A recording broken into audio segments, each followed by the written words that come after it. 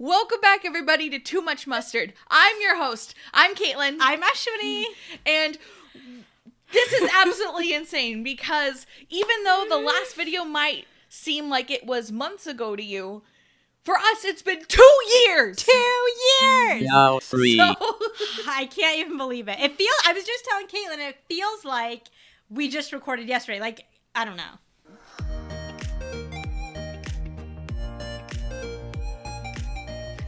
So we're absolutely pumped, and you could probably see, by our clothes what the next story is going to be. When I was about 12, I watched a lot of Avatar: The Last Airbender, and now that it's popular again on Netflix, the live action show, I figured I'd bring it out again. But instead of reading off of a computer, I actually printed it out as an adolescent. Old school style. Yeah, because that's how we handed in our Papers. Yeah. They were literal paper. Yeah. Ooh, there's pictures. I did, because I drew some, I illustrated some pictures, and I'll probably put them up if I can. I took some from the show, too. Okay. Some totally irrelevant ones. Love it. And put them in, but some I drew myself for the sake of the story. Oh god, like the shame is starting to sink in. Oh, whatever. It's a fan fiction. And there's no name, so it's just going to be titled The Avatar Fan Fiction. So I like it. Without any further ado, I think actually wait. Before I gotta grab a prop. Hold, I promise it's relevant. It's gonna help. Okay. It's gonna help explain why I wrote the way I wrote it. Yay, I'm excited. I have these wonderful Avatar books that are written kind of like journals in a way. Like, for instance, the first page is like, if you are reading this, you have uncovered one of the 4 hidden scrolls I have compiled about the world of Avatar. Blah, blah, blah. So this is the water book. So Katara has, a say, and she's like, my name is Katara. I'm a member of the Southern Water Tribe. So my little thingy has a similar kind of intro feel. Now, before we begin, I actually want to ask you, what do you know about Avatar? I was actually just going to say, for those of you who have never watched Avatar, and you're like, I didn't even watch the reboot or the live action, I'm just going to turn this video off since I'm not going to understand. Please don't, because I know nothing about Avatar. Nothing? Except for the photos. I think if you were to show me the photos, I would recognize them, like outside of this context, but otherwise I know nothing about it. So unfortunately, you're going to have to explain a little bit of context. No worries. There are 4 nations, each center on a element. So like we're talking about like the elements of, nature. Yeah. So like water, earth, fire, and air. Water tribe, earth kingdom, air temple, and fire nation. Okay. But there are people that can manipulate the elements, and they're called benders. So like fire benders are from the fire nation, etc. But the Avatar is the master of all 4 elements. And all of the airbenders were wiped out by the Fire Nation except for Aang. Oh. So, but he can also manipulate the others, not just air. He has to learn how to. Okay. Yeah. So he teams up with Katara and her brother. Let's see. They're not on any of our shirts. This shirt I borrowed from Caitlin. Yeah. I had a handful of shirts that I figured, since we're getting together to talk about this, we might as well, look the part. Oh no. The worst thing is in Avatar, the show, they have the names for the characters, and they're like, seems like they belong to the region. There's like, Chinese, influenced. There's a lot of Chinese influenced, names and culture.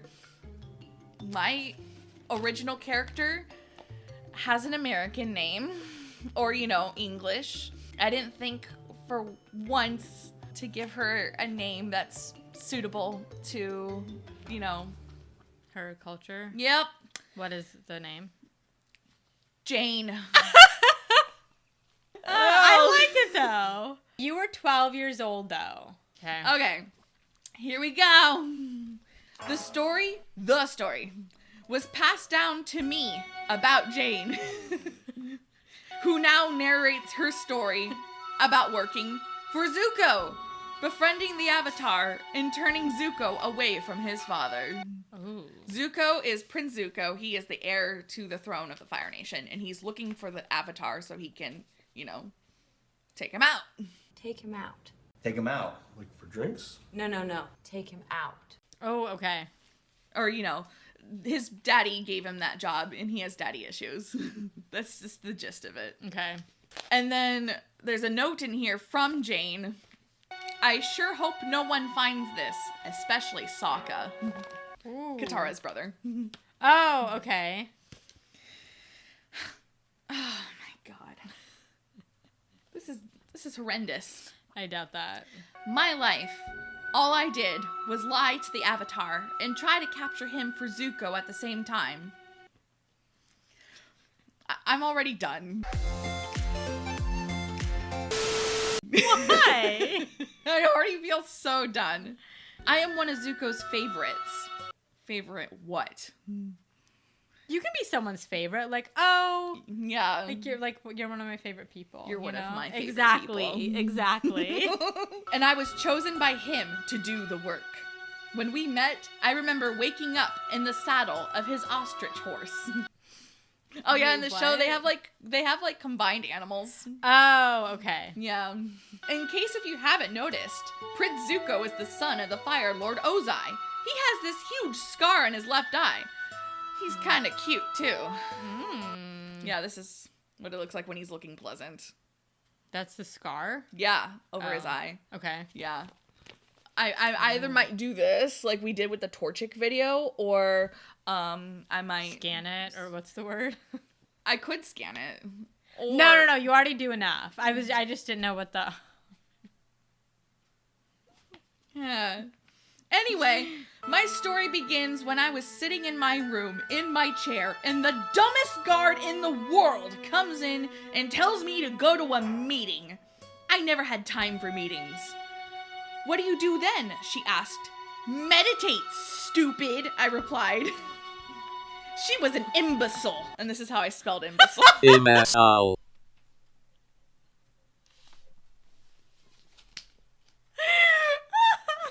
This is awful.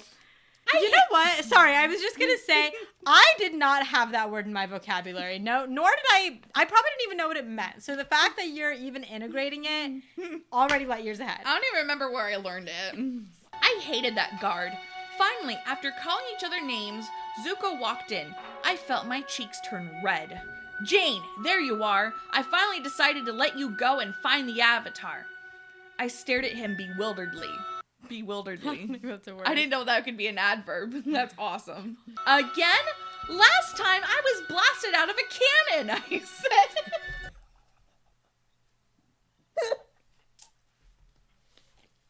What is she, like a circus freak?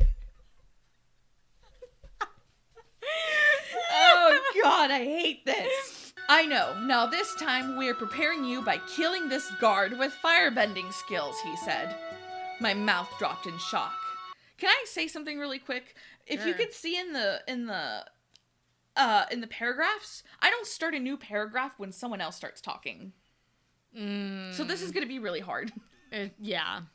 I was happy because I was finally getting rid of her, but I was scared because if I failed, the Guardian would kill me. She's not a Guardian, she's just a guard.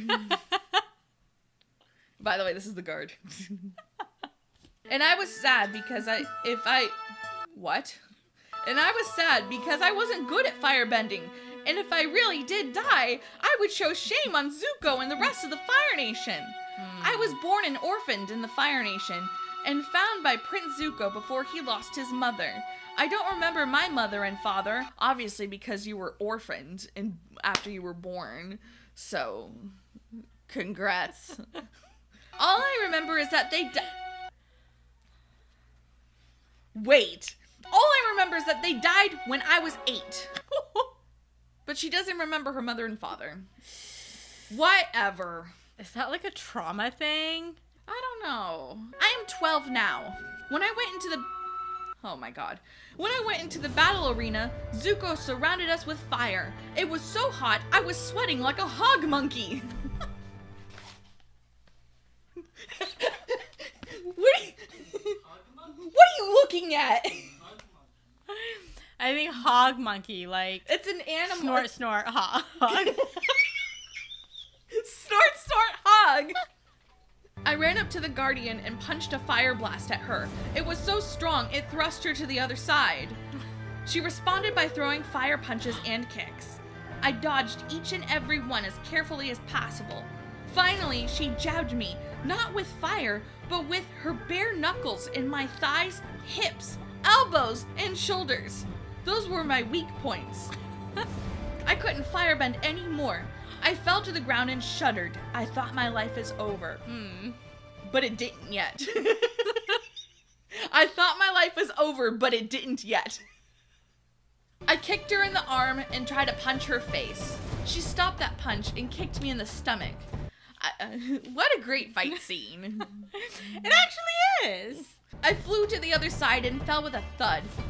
I couldn't breathe. I was done for. But then I remembered I had General Iroh's chopsticks in my hair. I took them out, got up, and ran towards the guard. Boy, was I mad. I impaled the guard everywhere. Ooh. With chopsticks. Hey. Zuko gave me one of his evilish smiles. What? I looked at my red hands. I'm assuming they're red because they're covered in blood. Blood, yeah. I killed her. I kind of laughed, but because my energy...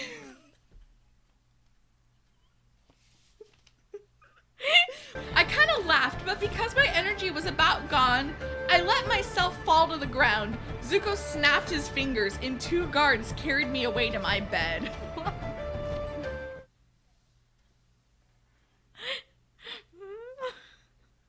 What a great start. I'm gonna continue, but only in the next episode. Okay? Thank you everybody for watching. We'll see you in the next video. Okay, Bye!